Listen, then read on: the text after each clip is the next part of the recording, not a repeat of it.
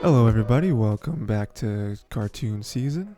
I am Tyler, and this is where I get to talk about probably my favorite thing in the world. Um, within reason, animation. So we got cartoons, anime, movies, all that stuff. Today we're talking about Smiling Friends. Smiling Friends. Presumably the first season. It's the only season that's out. I don't know if it's been renewed for a second season, but I'd like to see more. But as of right now, it's just the entire show, one season. And let me tell you, this was a show that came out. I didn't really know too much about it. It wasn't really on my radar too much, but then soon, I just saw how ridiculous that it was. I just saw like clips from it and everything, and people being like, "Yo, Smiling Friends is like back to the era of like old Adult Swim." Where Adult Swim is just like, let's just do anything, you know. And so I checked it out, and it's really fun cartoon. It's one of those shows that, I guess it is more adult. It's probably aimed more towards like an adult fan base, hence Adult Swim aesthetic. Is Smiling Friends on Adult Swim? it actually might be an Adult Swim cartoon. Oh no, I think it's HBO Max original. But yeah, it while that's true, the whole adult thing, it's one of those cartoons that knows it's a cartoon, and it just like it leans into that heavy where it just gets ridiculous and only in the way only a cartoon can, really. So a couple things, just a couple things I want to touch on. I want to touch on the Smiling Friends occupation, like what their actual job is as Smiling Friends, and kind of how crazy that is. And then also, just straight up, want to talk about how ridiculous some of the premises are for some of these episodes. But yeah, let's just, with that in mind, let's just get into it. So the Smiling Friends occupation, it's basically a job where they go around and they have to make people smile, right? They're basically trying to brighten people's day. It's sort of like a traveling therapist, I guess, where you just want to make people happy, and they have to sign something saying that you made them smile or you gave them life. But there's a few things. I mean, there's many things, but there's a few that I want to talk about, how like crazy their job gets and like how serious it can get, and how it's not just like going into someone and like them kind of feeling bad and you being chummy with them, making jokes and having a good time. Like, I think the very first episode, they help a suicidal guy who has a gun, and he permanently has a gun pointed at his own head because he is just waiting to kill himself.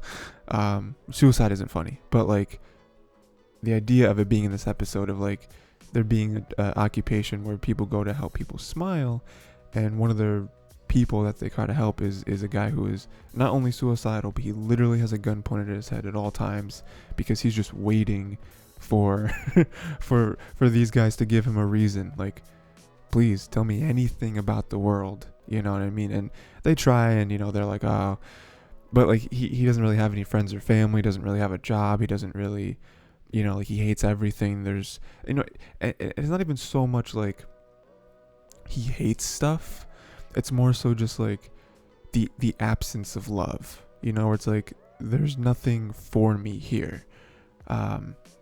It gets pretty heavy at times, but like it is kind of funny how they have to help this man do it.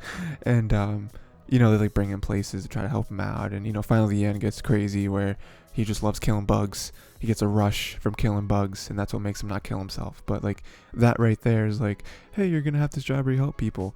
Oh, there's a guy who's literally on the edge of killing himself at any moment. It's like, oh, I don't know, this is what I signed up for specifically. And then they also have to help Shrimp get over Shrimpina. Again,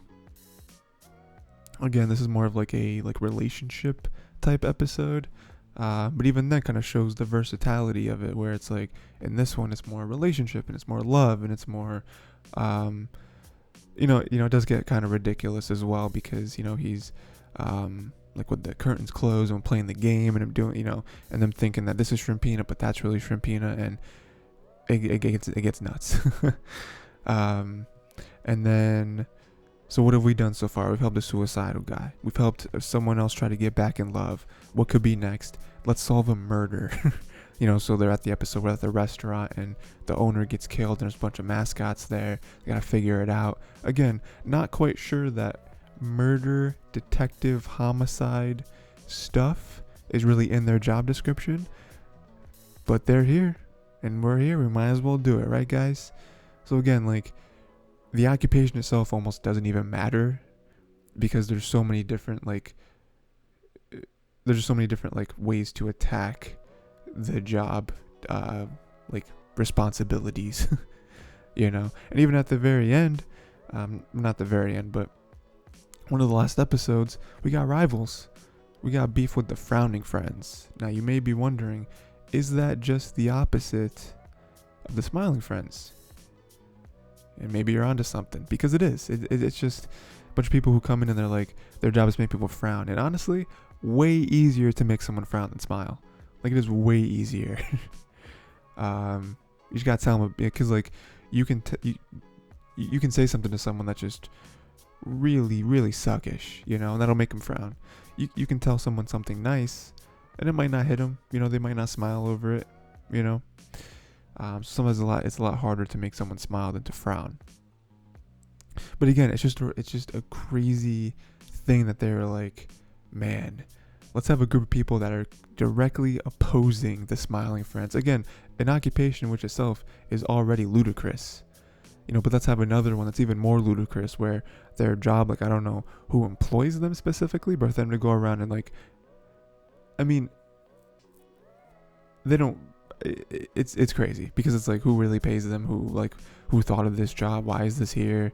Again, this cartoon knows it's a cartoon, where it's like, we don't have to explain it, because this just exists. But yeah, so that's kind of a few examples of their job, and how their job goes way beyond what's probably in writing on their employee contracts. And then sort of transitioning into the kind of the same thing, but I do want to talk about how ridiculous this show can get, and like what I've already talked about, kind of crazy, right? Kind of nuts. Wild lives that these two friends live. But the show in itself, aside from that, if you just kind of step back just a few steps, just a few, you know what I mean? Don't get crazy.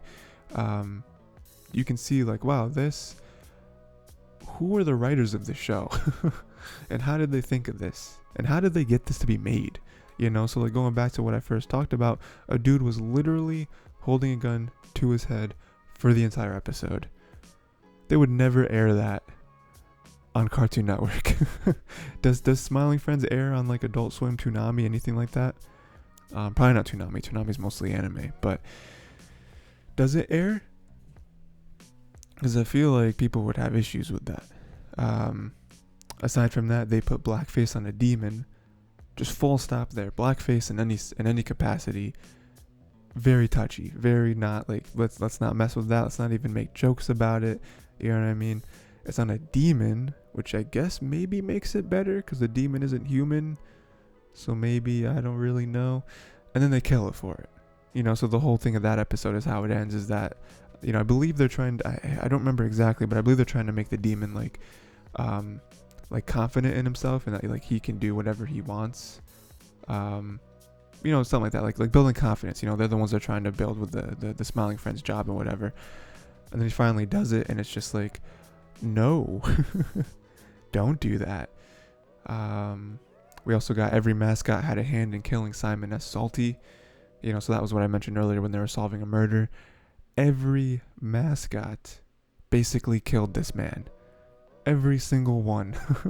We were going through the whole the reveal, and it's like, you just keep fast forwarding in the security footage, and you just see one mascot come in, kill him somehow, and leave, and then rinse and repeat for every other one. And it's like, oh, we all killed him. Pim and Charlie get caught in a Lord of the Rings parody. Just stop there for a second. They did a Lord of the Rings parody in the show, which is incredible. And then Mip turns out to be a stalker with a bomb. Now, first off, let's just talk about how Mip is the opposite of Pim. Like their names are literally flipped. So that's funny. And then he turns out to be a stalker with a bomb. So the whole time they were helping him, trying to get him to the princess and whatever, like deliver a message or something, or like give a gift, right? And then it turns out that he was crazy. He was a stalker. He'd been stalking her the whole time. She's been trying to get away from him, and he was like one of those crazy stalkers where he's like, oh, if I can't have you, no one can. And so here's a bomb to kill you. Yeah. So that happened. And then they're confused by the Renaissance Man at the beginning of the episode. That was the Frowning Friends episode, I believe, where they just keep seeing in the news that like the Renaissance Man are coming to town, and they're just like, what is that? What is that? There's no explanation. People just keep saying the Renaissance Men are coming, but no one ever tells me what that is. Like, is this a show? Is it a play? Is it like a sports team? Like, what is the Renaissance Men? Why are they coming? What is their purpose? But no one explains it. And in the very end, those same Renaissance men, they come and they kill the Frowning Friends at the end. Just murder them. It's just like, but why? There's no explanation. And then Charlie dies, right? The main character dies. Makes Satan smile from his own torture, then is saved by God. The last episode is a wild episode. Because Satan's involved. He's looking neat. And Charlie gives him life by making him smile by being tortured. And Satan is like, oh, we can't leave now, or else I'll stop smiling, because you'll stop being tortured. And then he's saved by God. So Christianity is real, everybody. Smiling Friends proves it. But yeah.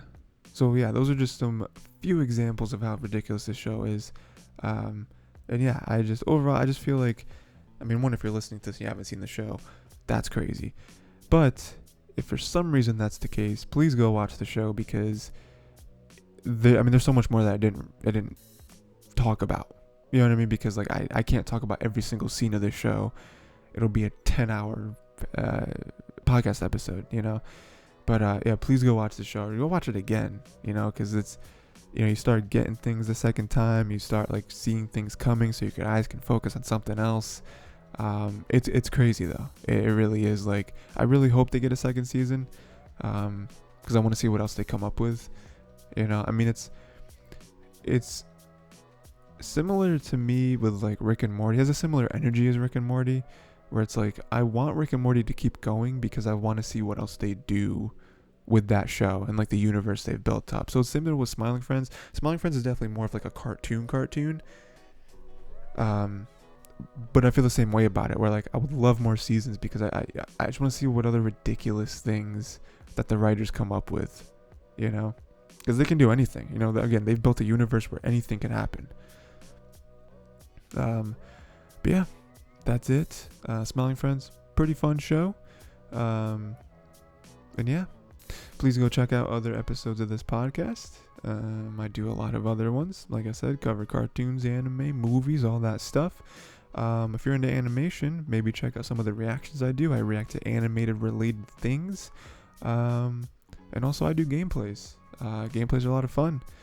And that's pretty much it. So until next time, watch more cartoons.